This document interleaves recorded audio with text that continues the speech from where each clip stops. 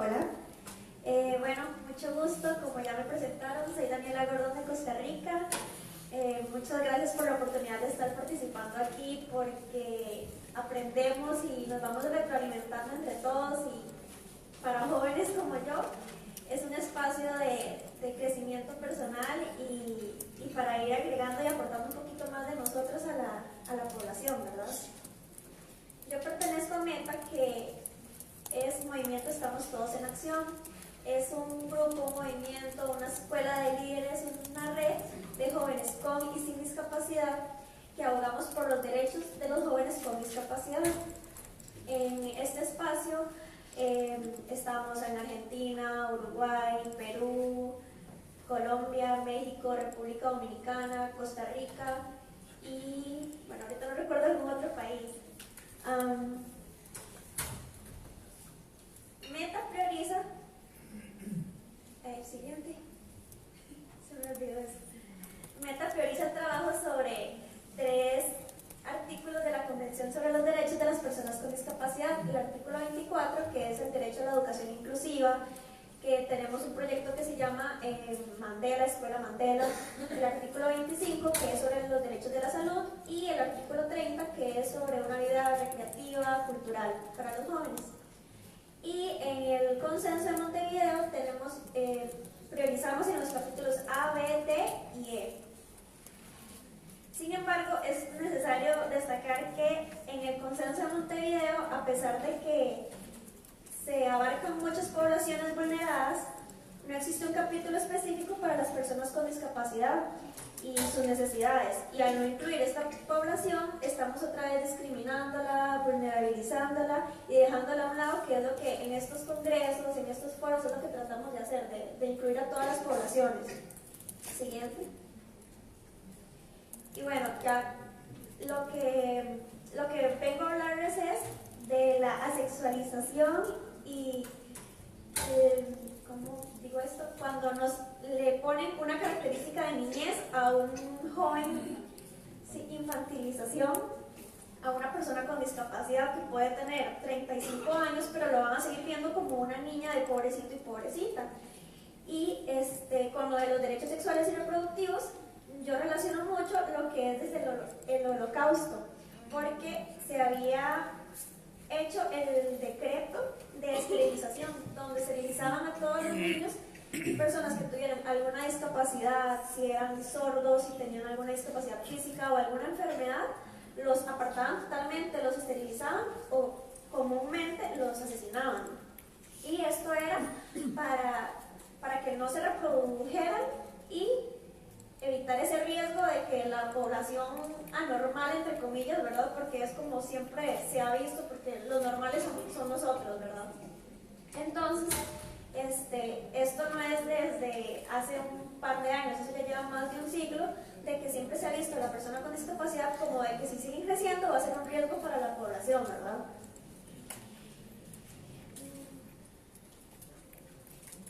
Y de esta misma situación podemos mencionar como una clave fundamental que para evitar que las personas con discapacidad traigan hijos al mundo, porque iguales a ellos, que pobrecitos que vienen a sufrir a un mundo de miles de cosas malas, por decirlo así, ya sea la discapacidad sea genética o no, en lugar de pensar que pobrecitos porque van a traer hijos al mundo, ¿por qué mejor no ayudamos a que si vienen al mundo, hacer un mundo inclusivo para ellos?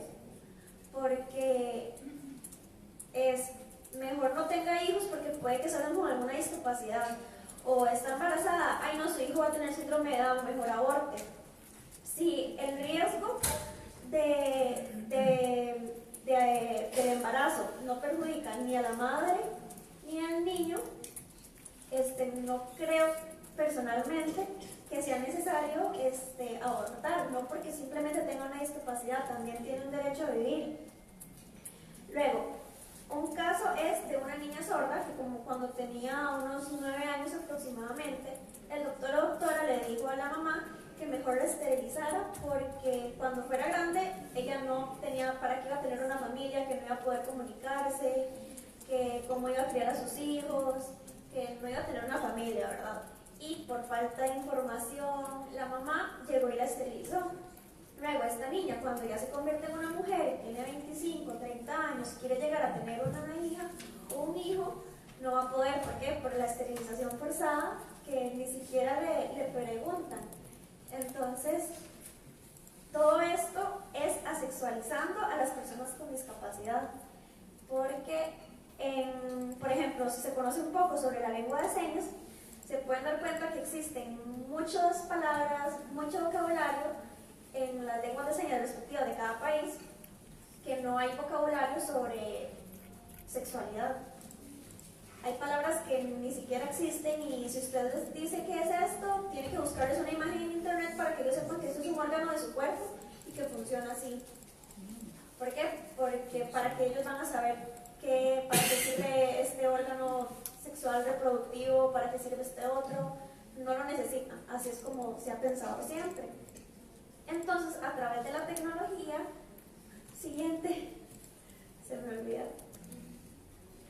A través de la tecnología se pueden promover acciones para los jóvenes en temas de salud sexual y reproductiva, derechos humanos, juventud, desarrollo inclusivo. Bueno, y acá les muestro el proyecto de Meta que se llama Decímelo a mí, sobre difusión de información de derechos sexuales y reproductivos. En este proyecto realizamos una campaña de flyers, afiches, videos o pósters y postales, como le puedan llamar ustedes, cuyas imágenes son de realidad aumentada. Siguiente. Cuando tomamos un teléfono inteligente con la aplicación FARS, que es el logo que está ahí a la par, y enfocamos a estos flyers o a la página web también, la imagen se muestra en video, con mensajes en lengua de señas argentina, uruguaya y costarricense, que fueron los países participantes en este proyecto.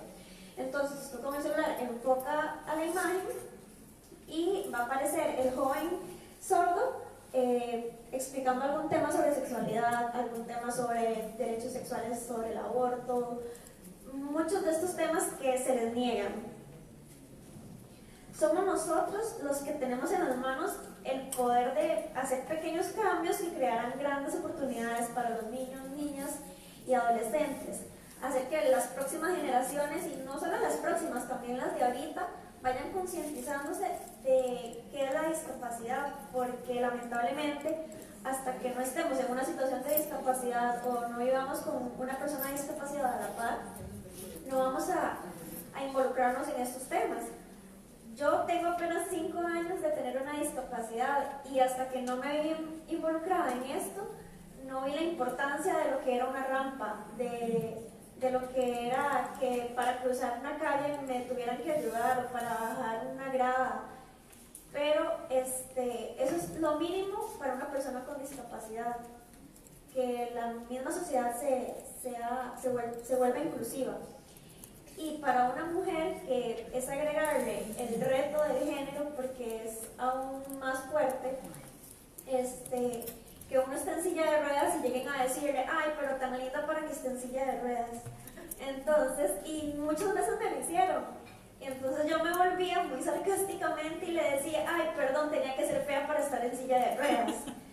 Y es muy real, porque creen que una persona con discapacidad, en una silla de ruedas, una persona sorda, una persona ciega, no puede tener interés en verse bien, no puede tener una familia, querer tener un novio, una novia, una pareja. Y de eso se trata, de darle a los jóvenes las herramientas para que sepan cuáles son sus derechos y los puedan aplicar. Gracias.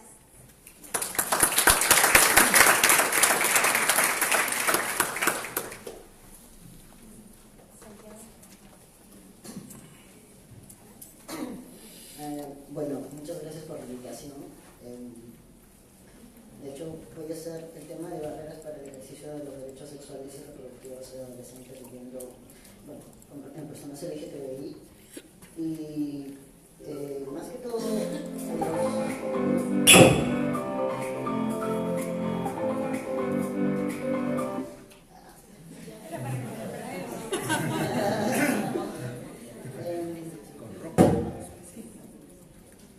voy a hablar más que todo sobre deficiencias y el tema de denuncias en el aspecto de la población LGTBI, porque al menos en el Perú, con respecto a nuestra población, es donde muchas veces estamos casi en nada. no existe información sobre personas LGTB, o al menos información para poder tocar el tema de salud en personas LGTB, y de hecho mucho del desconocimiento de funcionarios de salud respecto a las realidades específicas de la población LGTB. Hablando por qué de este tema, porque existe una norma técnica sobre derechos sexuales y reproductivos, pero prácticamente la norma técnica se liga siempre a temas de VIH o temas de reproducción, pero las personas, o sea, los temas de VIH ligados a personas LGTB no deberían estar solamente ligados a eso, ¿no? Deberían estar ligados a las realidades específicas que tiene la población LGTB. Incluso hablar de que las políticas que se hacen con respecto a temas ligados a VIH también están en función de estereotipos estereotipos y prejuicios de la población LGTBI, porque las consideran una población de riesgo, y más que todo se toca el tema de gays y mujeres trans. Las personas LGTB no solamente somos gays y mujeres trans, existen lesbianas, existen hombres trans y todo un sinnúmero de realidades en este aspecto de la diversidad sexual LGTBI. Entonces, sí poder decir y hablar de que muchas de las políticas que se hacen no son específicas hacia cada letra, ¿no? Se toma la letra como si fuera una bolsa, como si todos fuéramos o estuviéramos dentro de orientación sexual, y ha pasado mucho que cuando hemos estado en mesas de trabajo con ministerios, el tema solo se toca desde un enfoque de, bueno, tocamos a todo el mundo como si tuvieran orientaciones sexuales distintas, incluso las mujeres trans y hombres trans. O sea, como si nosotros fuéramos una orientación sexual, como si lo único que nos atravesara fuera eso. Entonces, creo que son temas importantes a tocar porque, al menos en nuestra realidad, y es algo que toca en varias generaciones, no solamente de adolescentes y jóvenes, sino que es el aspecto de no dividir y no diferenciar el tema de orientación sexual, identidad de género, y pondría el tema también de expresión de género, ¿no? Que son temas por los cuales tenemos estas barreras, porque estas barreras se toman con respecto al tema de discriminación o al tema de, al saber que somos discriminados, muchos de nosotros no podemos hacer ejercicio de poder ir a un establecimiento de salud y no estar seguros de si nos van a respetar o no, o los exámenes que nos van a hacer los adecuados. Entonces creo que esa es una problemática a ver, y no olvidar que no solamente somos gays y mujeres trans. Lo otro, y hablando ahora, voy a hablar sobre ejemplos, al menos en el caso de mujeres trans y de la existencia de una norma técnica para ellas, también una política ligada al tema de prevención del VIH, porque en esta norma técnica no se toman a trans masculinos, y siguiendo visibilizando de que prácticamente la mayoría de políticas que se hacen solamente son en ese rubro, ¿no? No se toma el tema de personas que han sido asignadas mujeres al nacer. ¿Y por qué hablar de toda esta población? Porque las personas, mujeres asignadas al nacer, sufrimos de varios tipos de opresiones que no se están tomando en cuenta, al menos en los derechos sexuales y reproductivos de personas LGTBI. Hablar de la norma técnica de mujeres trans, pero hablar de que existe, pero no se hace efectiva, ¿no?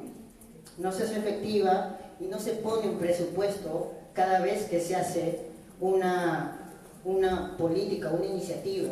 Tenemos mesas de trabajo en los ministerios y no se pone presupuesto para ninguna de estas propuestas.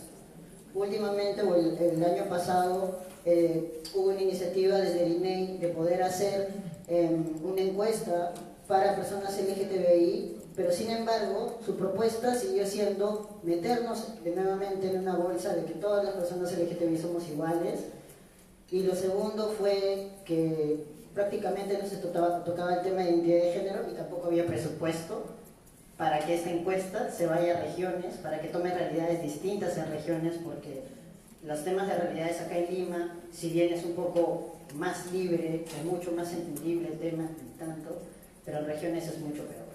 Las personas en regiones, al menos en Perú, la pasan mucho peor las personas LGTB, hay mucha más discriminación, hay mucha más violencia y es necesario visibilizarlo.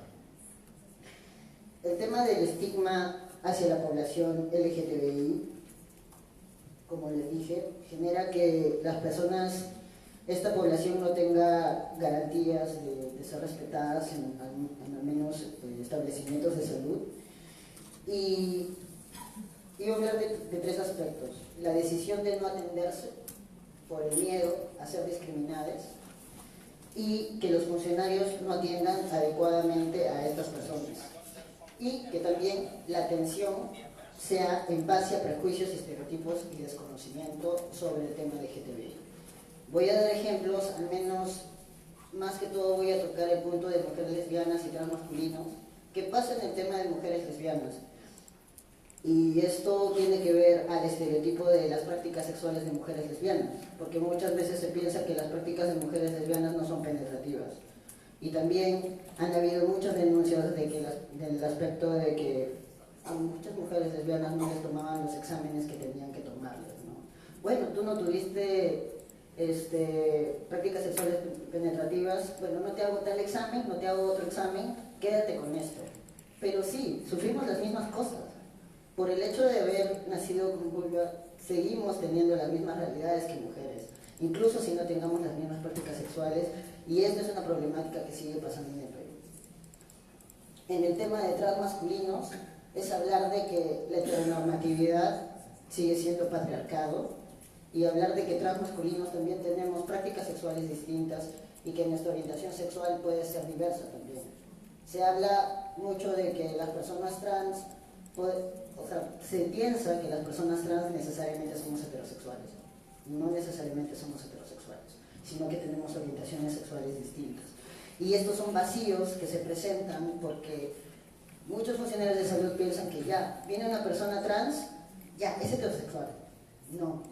Y esto ha pasado, al menos en la región de Arequipa, pasó que un transmasculino dio a luz y no sabían cómo tomarle la identificación a la persona que había nacido.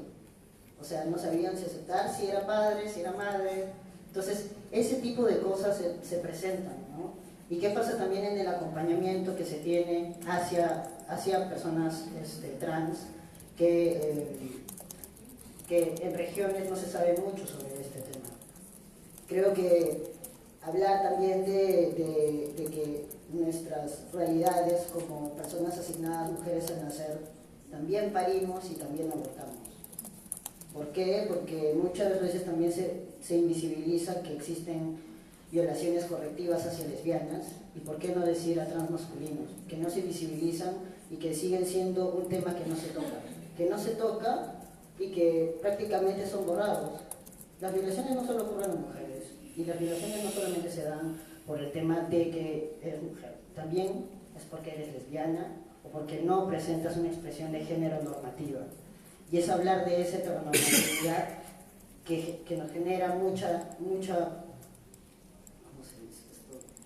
violencia hacia nosotros. Entonces, es hablar desde ese punto, ¿no?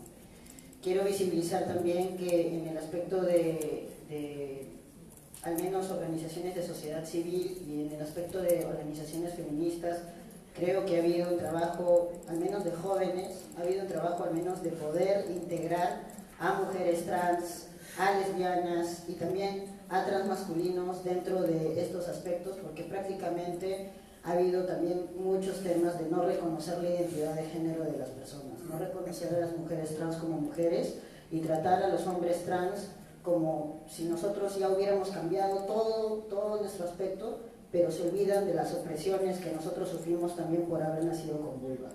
Entonces creo que ese es un tema que no se debe borrar, es un tema que se debe visibilizar, porque seguimos teniendo las mismas opresiones del patriarcado, como ustedes lo saben. El tema de corporalidad, al menos en transmasculino, se visibiliza, y creo que también hablar del aspecto de que no se tiene que asumir la heterosexualidad, porque siempre se asume esto, y considerar que tenemos que hablar muy aparte de temas obstétricos, también hablar sobre el tema ligado al tratamiento hormonal, ¿Por qué hablo sobre esto? Porque el tema obstétrico al menos es indispensable en hablar en lesbianas, pero el tema hormonal es indispensable hablarlo en transmasculinos. Está ligado porque han habido muchas complicaciones, al menos en el útero, porque se desconoce de este tema. No se habla del tema de, por ejemplo, si alguna persona, un transmasculino va a un espacio de salud y empieza a hacer su terapia hormonal, no se le dice, oye, tienes que hacer tus cuidados ginecológicos. No. O sea, este tipo de cosas no pasan. Y pasa muchas veces por el desconocimiento que se tiene sobre el tema LGTB. Por el desconocimiento que se tiene al simplemente pensar que los LGTB somos solo gays y mujeres trans. Porque no somos solo eso. Entonces, sí es seguir hablando de que incluso el trato o los protocolos que se tenga que hacer, al menos desde la salud, sean no patologizantes y sean con enfoques en los que se tengan que ver todas las realidades de las personas LGTB.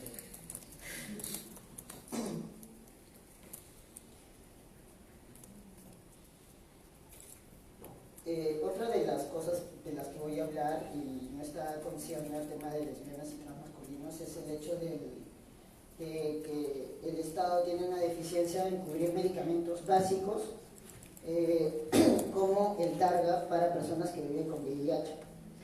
De hecho, esto sí pasa en muchos temas de jóvenes y muchas de las denuncias que han habido sobre compañeros y compañeras es que el tema de burocracia o la ruta burocrática es demasiado grande y muchas de estas personas no pueden acceder a sus medicamentos. Es muy indispensable que no solamente se piense en prevención del VIH, se tiene que hacer algo cuando ya la persona adquiere este virus. O sea, no esperemos a que lo adquieran o que estén ahí y se mueran, porque prácticamente mucha gente está muriendo. Y he conocido a muchos hermanos y hermanas que siguen muriendo por ese tema. Por último, hablar de que la educación sexual es un tema político muy fuerte y muy polémico, al menos dentro de Perú, que vamos a seguir luchando porque exista una educación sexual en la que no solamente se tomen los temas de orientación sexual, porque prácticamente también fue visible de que en la currícula escolar, se tocó el tema de orientación sexual e identidad de género, ¿y qué pasó? Quisieron borrarlo. Borraron identidad de género y pensaron que era una ganancia, pero para nosotros, las personas trans, no es una ganancia. Es seguir viendo de que se nos sigue borrando de políticas públicas. Se sigue pensando que las personas LGTB solo son orientación sexual y queremos seguir haciendo incidencia de que no solamente somos una orientación sexual. Tenemos realidades distintas, tenemos experiencias distintas corporales, entonces creo que es muy indispensable poder hablar de este tema. Y por último, cómo nosotros formamos nuestros discursos desde hacer políticas LGTB. Discursos que no tengan que ver con la patologización, discursos que no tengan que ver con estereotipos, y también no olvidar a las otras personas que están en nuestras letras, que una de estas poblaciones son la I de intersexuales, porque seguimos tomándolos, pero no pedimos cosas mínimas para ellos y ellas y ellas. Y creo que también es indispensable poder al menos decir, detengamos que los esterilicen, ¿no? Detengamos eso, detengamos que también se sexualice a personas que nacen con corporalidades distintas. Esas cosas no deben seguir pasando y son barreras que son realidades y barreras que pasan en el Perú. Nada más, quería terminar con esto y gracias por escucharme. Gracias, Santiago. Bueno, ahora vamos a escuchar los comentarios de Natalia. Bien, pues primero que todo quiero decir que me alegra mucho que me hayan invitado a este espacio, porque en general la voz de las mujeres con discapacidad ha sido invisibilizada pese a que hay situaciones que nos afectan directamente. Y no se nos consulta en este tipo de temas. Históricamente hemos estado aisladas de estos debates y ya es hora que los colectivos feministas y las organizaciones que defienden los derechos sexuales y derechos reproductivos respondan a la deuda histórica que tienen con las mujeres con discapacidad, convocándolas y brindándole todos los apoyos y ajustes razonables en estos escenarios de discusión. Quería mostrarles un pequeño video de 1 minuto sobre la colectiva Polimorfas, grupo de apoyo a mujeres con discapacidad de Bogotá, Colombia. ¿No sale la imagen?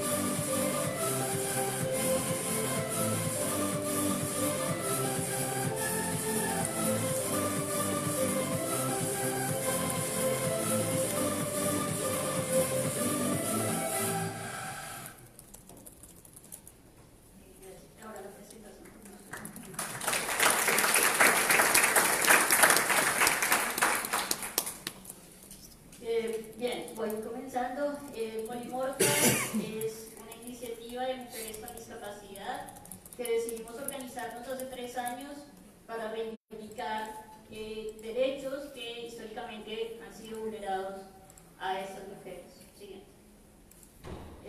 El título que vieron antes, que es de Nuestras vidas, nuestras decisiones, fue un título que sacamos de un taller que hicimos sobre derechos humanos el año pasado, donde queremos abordar el tema de la autonomía en las mujeres con discapacidad, independientemente de la discapacidad que tengan. Nuestra misión es defender, proteger y promover los derechos humanos de las mujeres y niñas con diversidad funcional y discapacidad. Siguiente. Siguiente, son imágenes de los talleres y actividades. Nuestros objetivos, por un lado, reivindicar la capacidad jurídica como derecho humano, trabajar por el autoconocimiento. En este tema reforzamos mucho lo que es la autoestima de las mujeres con discapacidad, trabajar por derechos sexuales y reproductivos en las mujeres con diversidad funcional, visibilizar la violencia de género y otro tipo de violencias que viven las mujeres con discapacidad, reivindicar la maternidad responsable con apoyos, promover la participación política de las mujeres con diversidad funcional, reivindicar el derecho al aborto sin causales, luchar por el respeto y reconocimiento de la diversidad sexual y de género de las mujeres en diversidad funcional y discapacidad. Siguiente.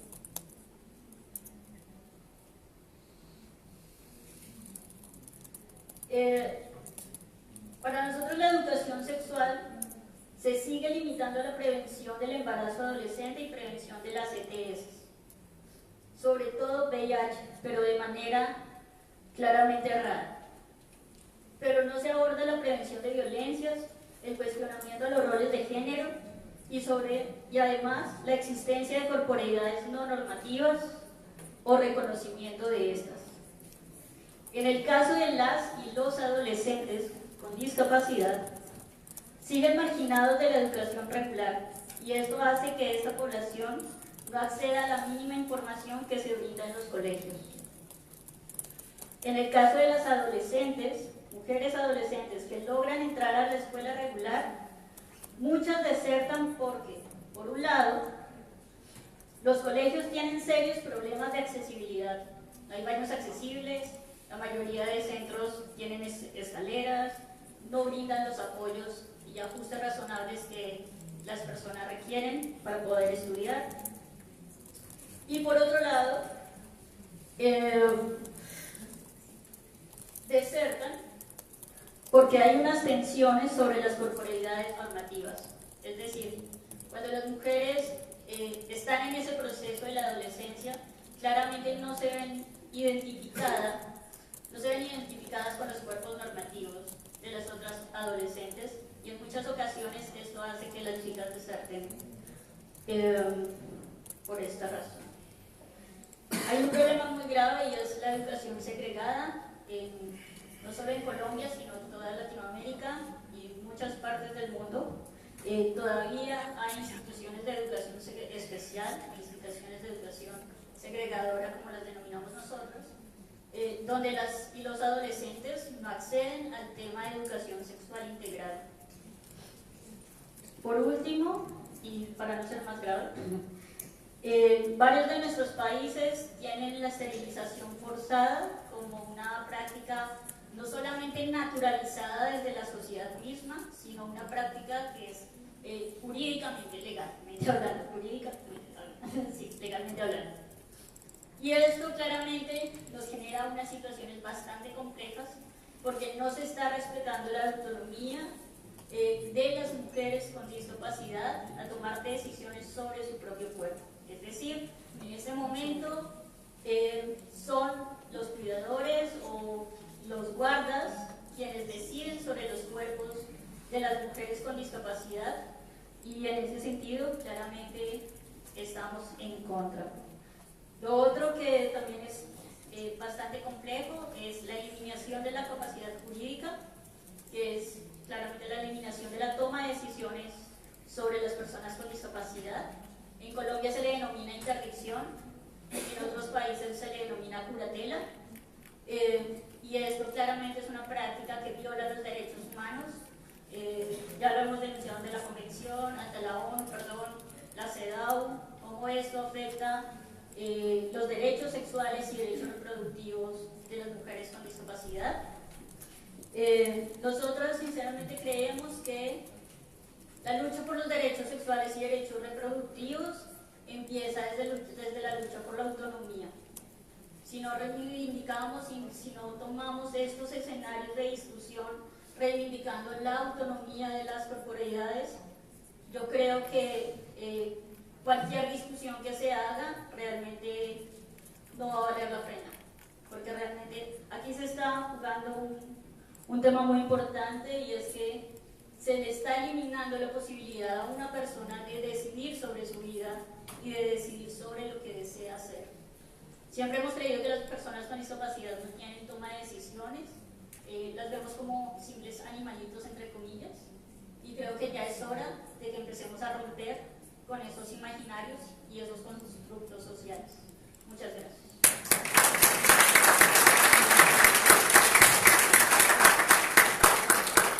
Muchas gracias. Bueno, vamos a escuchar los comentarios de Juan Carlos. Bueno, buenas tardes a todos, a todas. Muchas gracias por la invitación. Muchas gracias a Daniela, a Santiago y Natalia por sus aportes, la experiencia propia. Yo trabajo en Argentina en el Programa Nacional de Salud Integral en la Adolescencia e intentamos trabajar con los equipos de salud para garantizar el acceso de adolescentes al sistema de salud, ¿no? Y pensaba que específicamente, pensando en adolescentes con discapacidad o pensando en adolescentes que pertenecen al colectivo LGBTI, hay algunos puntos, muchos puntos en común, ¿no? Que tienen que ver, por un lado, con las barreras de acceso, que serán particulares para cada uno de los grupos, y esto me parece que lo remarcaron fuertemente.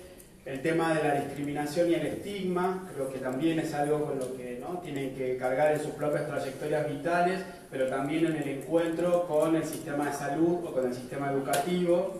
Y por otro lado, cierta homogeneización, ¿no?, dentro del grupo, como cuando hablamos de niños y adolescentes con discapacidad, es como si habláramos de un solo tipo, ¿no?, de adolescente o de niño, cuando hay también un universo ahí de diferentes discapacidades y que van a implicar también diferentes abordajes, y lo mismo, y en esto Santiago remarcaba fuertemente en relación al interior del colectivo y la diversidad sexual y de género, ¿no?, dando por sentado que todos son gays o mujeres trans en el grueso del colectivo.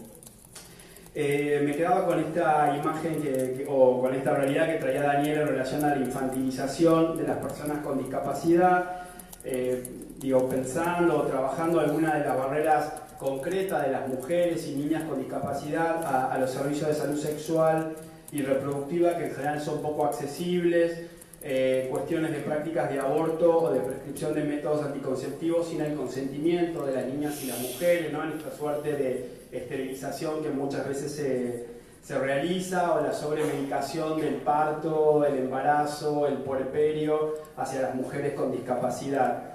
Y algunos ciertos estereotipos también asociados a la maternidad o al embarazo en relación a, ¿no?, bueno, van a tener hijos con discapacidad necesariamente, o por tener una discapacidad no van a saber cuidarlos o criarlos a esos chicos y esas chicas, y eso genera una doble discriminación, ¿no?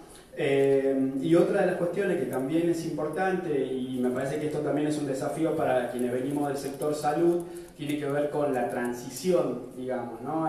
Esto pensando también en niños con discapacidad que son atendidos en hospitales pediátricos o en servicios pediátricos, cuando transitan la adolescencia o hacia el mundo adulto, la verdad que hay mucho desfasaje y mucho desconocimiento de los equipos, ¿no?, que atienden a adultos o que atienden a adolescentes en relación al abordaje de determinadas patologías de la infancia.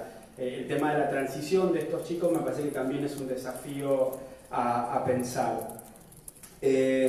Con respecto al colectivo LGBTI también, creo que la cuestión de la heteronormatividad o dar por sentado la heterosexualidad de las personas genera una barrera. Creo que hay un denominador común, tiene que ver con el desconocimiento de los equipos de salud y los equipos de educación en relación al abordaje de esta temática. Creo que hay cierta invisibilización, por otro lado, reforzada de los varones trans en relación a las mujeres trans, y esto también es algo que es importante tener en cuenta. El desafío de la hormonización en niños y adolescentes es algo que también es una barrera concreta, porque hay mucho desconocimiento de los equipos de salud y además no existen protocolos más o menos validados, por lo menos en nuestros países, en relación a la hormonización, ¿no? En Argentina estamos en pleno debate de la ley de interrupción voluntaria del embarazo y los discursos también en relación a la interrupción de la ley puso en escena a las personas gestantes, ¿no? Más allá de las mujeres cis, digamos. Y eso me parece que también es un punto ahí interesante que se sucede, que apareció, digamos, ¿no? El tema de las escuelas creo que también es algo fundamental a pensar para estos colectivos, desde el ejemplo concreto del baño, ¿no? Tanto para la cuestión de los chicos y chicas con discapacidad como para pensar qué pasa con los baños en relación a mujeres, varones, trans y todas las cuestiones que ahí también se suscitan, ¿no? Y uno, digo, entraría, digamos, como intentando redondear, a pensar cuáles podrían ser líneas de acción necesarias.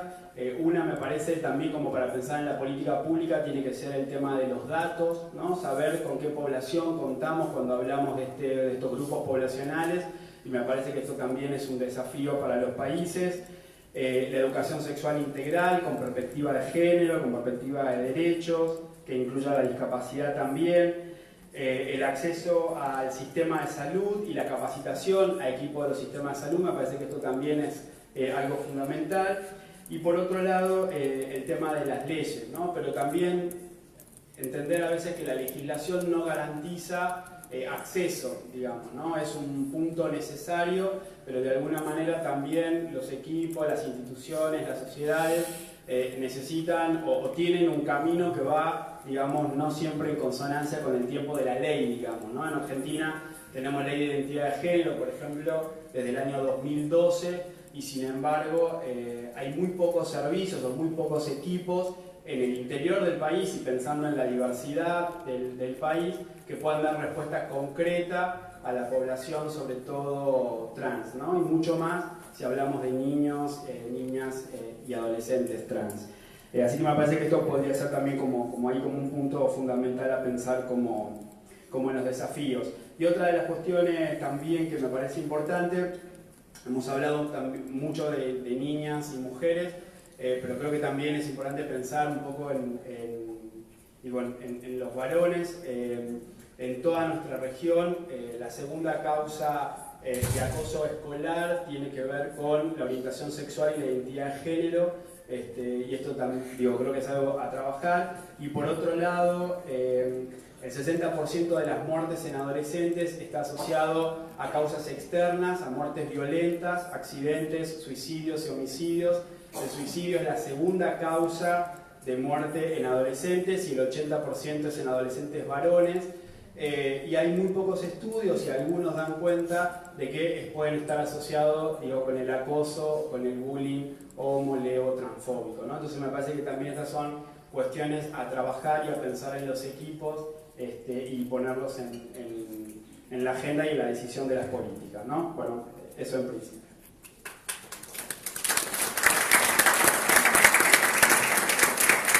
En función de tiempo vamos a dar lugar solo a 4 preguntas, así que los que gusten pueden pararse en el micrófono.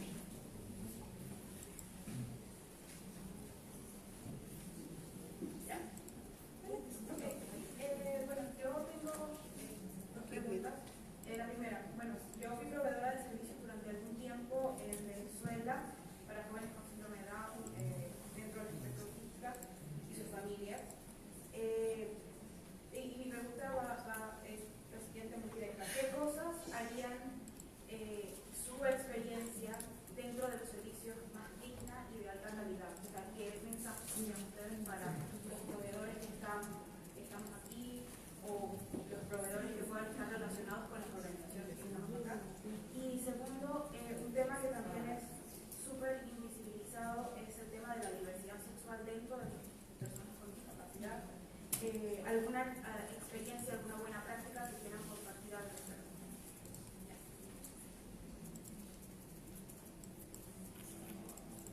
¿Por aquí? ¿Sí? Buenas tardes. Soy Mari Pimentel, tengo una discapacidad física, me atropellaron 2 camiones cuando tenía 9 años de edad, y como dice Silvia Federici, yo he sufrido la crisis de mi cuerpo, la feminización de mi cuerpo. Trabajo el tema de discapacidad desde hace 40 años, desde que tengo los 20 años. Soy fundadora de Mujeres con Discapacidad Frida Kahlo y fui la primera mujer en poner el tema de las mujeres con discapacidad en movimiento feminista en Perú en el año 1985. Y lo voy a recalcar por haber escuchado sobre todo a las dos participantes con discapacidad que se han presentado esta tarde y porque efectivamente la voz de la temática que se problematiza de las niñas, mujeres y niñas, adolescentes y mujeres con discapacidad siempre debe venir desde la primera voz, desde la voz propia. Yo quiero hablar ahora rápidamente, muy rápidamente por el tiempo, de dos puntos, ¿no? Uno es la implacable biologización de la desigualdad que afecta mucho más gravemente el cuerpo de las niñas, el cuerpo de las adolescentes y el cuerpo de las mujeres con discapacidad. Y ustedes lo saben perfectamente bien, tan bien como yo, ¿no? Y esa biologización de la desigualdad es implacable con nuestros cuerpos, lo es mucho más incluso comparado con el del hombre con discapacidad. Y ni qué decir frente a una mujer sin discapacidad. Entonces, desde ese punto, nada más ya empezamos en negativo, en cero, en una tabla numérica, estamos desde menos cero, cuando tenemos que recorrer el largo camino de un proyecto de vida. Y cuando se nos niega la sexualidad, porque yo acá sí creo que tenemos que hablar sin tapujos, que es la única forma en que podamos superar también los problemas por los cuales no podemos todavía llegar al feminismo de una manera inclusiva, amplia, como pretendemos, es que no neguemos y que no neguemos la realidad y dejemos de hablar con eufemismos. Entonces, esta corporalidad en nosotras es tan fuerte que nos marca el destino. Por encima de cualquier cuestión personal, ahí está marcándote, ¿no? El que seas amputada, jorobada, quemada, desfigurada, que tengas esquizofrenia, que tengas síndrome de Down, que vivas con discapacidades intelectuales, que seas ciega, sordo, mudo, como me decía una amiga, ¿no? Esto siempre nos está marcando, eso por un lado, lo que hace que siempre seamos sujetos subalternos, en donde estemos, aunque gocemos de las máximas capacidades y podamos atravesar distintos niveles de educación, las pocas que en esta condición desde niñas hemos podido llegar a la universidad, siempre estamos con ese estigma, con esa marca. Pero por otro lado, y tú lo has mencionado, quiero que acá se reconozca la violencia infame que hay contra las mujeres con discapacidad en sus propias casas, ¿no? La cantidad de incestos que no se dicen, que no se reconocen porque no están en las evidencias, pero hay un incesto cotidiano del padre con la hija, del abuelo con la nieta, del hermano con la hermana, y así sucesivamente. Y esos incestos y esas violaciones que se vienen desarrollando y cumpliendo. Por otro lado, muy rápidamente,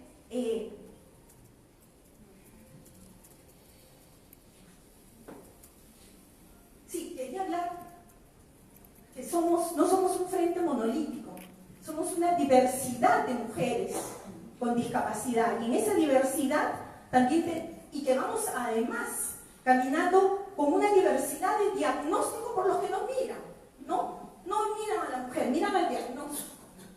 También, eso es una realidad. Yo ahora estoy estudiando. Entonces, en mí, vamos a amputar. Entonces, ese diagnóstico va por encima y es un diagnóstico que en las relaciones de pareja, tocando la sexualidad, ¿no? Nos hace que vivamos en guetos. Yo le llamo los guetos. Hay alguien que no le gusta esa palabra, ¿no? Porque nos vamos relacionando con personas que tienen nuestra misma condición, porque como me decía una amiga ciega, sorda y muda, me lo decía con su lenguaje de manos, táctil, me decía, porque es igual a mí. Y alguien que es igual a mí me reconoce, pero no es verdad, porque vivimos las relaciones de subordinación y violencia también con nuestras parejas. Entonces hay una relación de subordinación muy grave. Entonces aquí tenemos muchos temas, es el tema de la corporalidad, que es muy fuerte para poder vivir una sexualidad libremente. O sea, decidir, yo decido mi sexualidad. No es verdad. No es verdad bajo tantas limitaciones que tenemos diariamente y bajo tantas representaciones que se hacen con nosotras, con nuestros cuerpos. ¿No es cierto? Y por otro lado, el tema de la maternidad, que también lo has tocado, Natalia, muy bien. El tema de la maternidad también es un tema complicado, grave, complejo, porque en la maternidad no hay una independencia, porque ya desde niñas nos están diciendo: no te enamores de esto, no tengas sexo, no tengas hijos, ¿verdad? Y luego están todas aquellas mujeres que viven con una cuidadora, que generalmente es mujer, ¿no? Y como me dice también la mamá, mi hija tiene una esquizofrenia con un retardo moderado. Si quiere tener un hijo o una hija, ¿quién se lo va a ver? ¿Quién se lo va a ver si no yo? Y acá tiene que ver mucho esto con la autonomía y la independencia, que en nuestras vidas, salvo las que somos ese grupo reducido, y que estamos aquí, Natalia y Daniela, o sea, la mayoría no se reconoce en esta independencia y en esta autonomía. Gracias.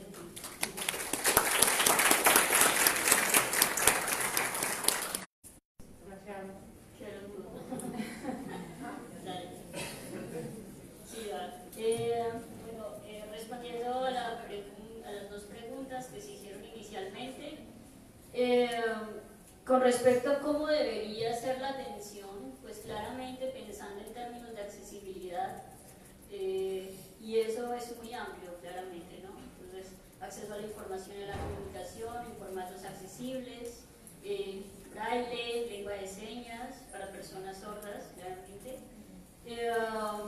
respeto a la autonomía y también, además de la autonomía, respeto a la intimidad. Eso no pasa en discapacidad y menos en las mujeres con discapacidad. Muchas veces cuando entramos a ver a nuestra ginecóloga o a nuestro ginecólogo, nos hacen entrar con nuestras madres o nuestros acompañantes y claramente no se está respetando mi intimidad ni la intimidad de las mujeres con discapacidad. Entonces creo que ahí también debe reflexionarse mucho sobre ese tema.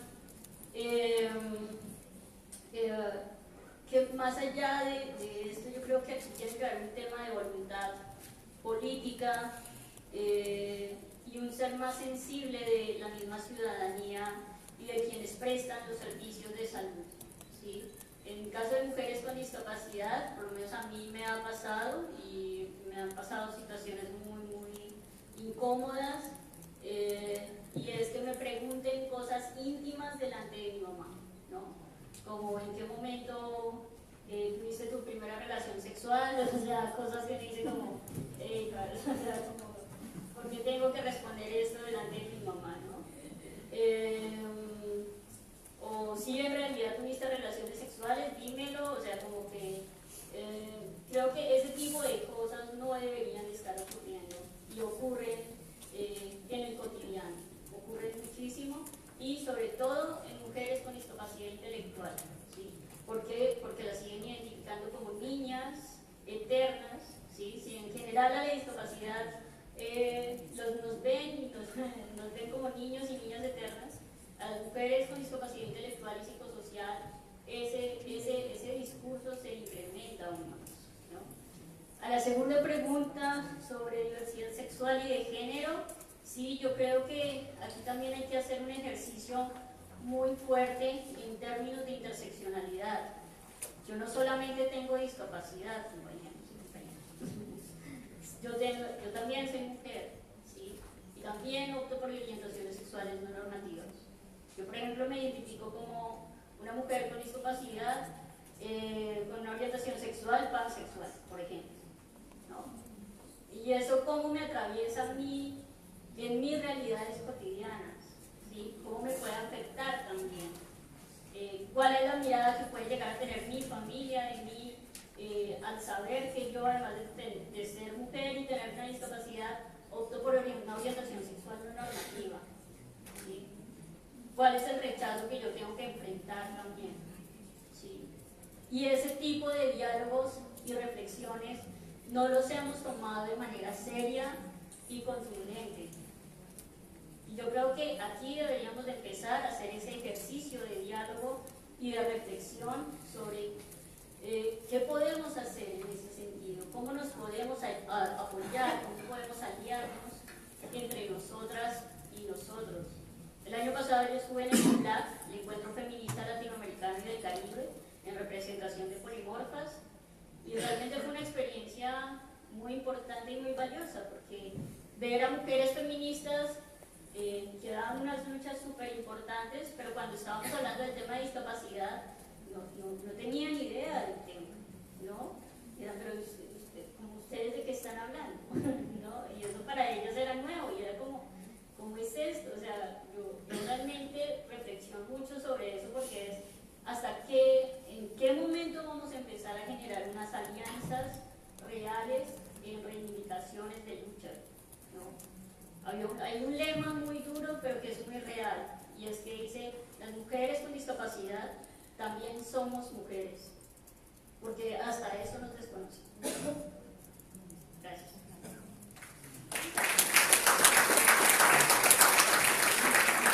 ¿Alguna otra pregunta? Bueno, Para cerrar la mesa, yo solamente me quería quedar con tres palabras, tal vez nada más. Una acerca de la exposición de Daniela, me quedó como sobresaliendo la sobreprotección y la toma de decisiones por ellas y ellos.